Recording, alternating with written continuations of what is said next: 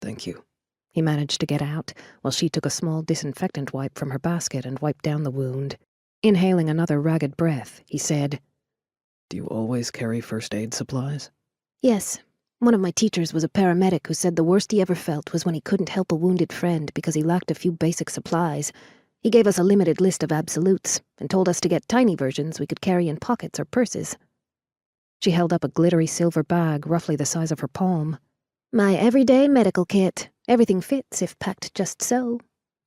Opening up a thin packet of transparent bandage strips that she'd retrieved from the glittery bag, she put them all down his stitched leg in a neat pattern. There, she said, sitting back on her heels. You'll survive even if you plan to be an idiot and finish whatever ridiculous thing the wolves have you doing. As she began to pack up the used medical supplies into a thin plas packet marked with a biohazard symbol, he realized the rest of the basket of all things was filled with edible items foraged from the forest. Mushrooms, fresh green tips from plants he couldn't name, what looked to him like wild nuts.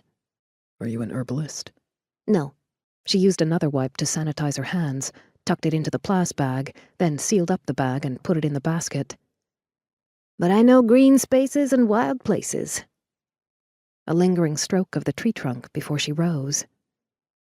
When he followed, he braced himself against the tree with one hand so he could test his weight on his leg. It held. Didn't even hurt much.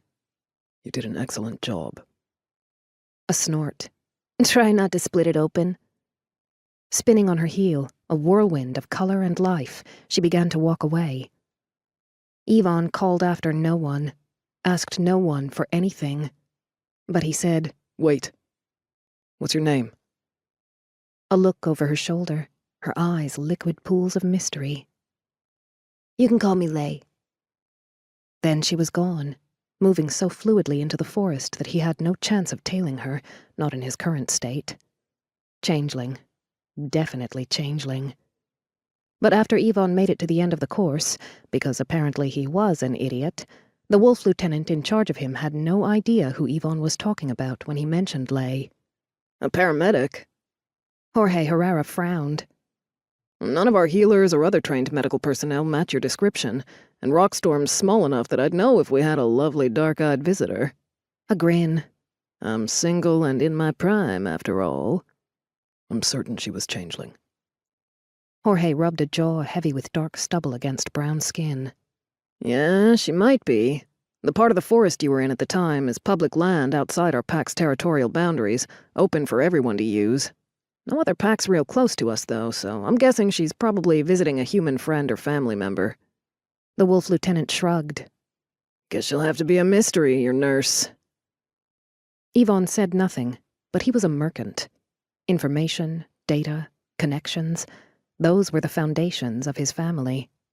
He'd find her. Had to find her, the compulsion to see her again a pulsing beat in his blood. For the first time in his life, Ivan Mercant wanted something. Someone.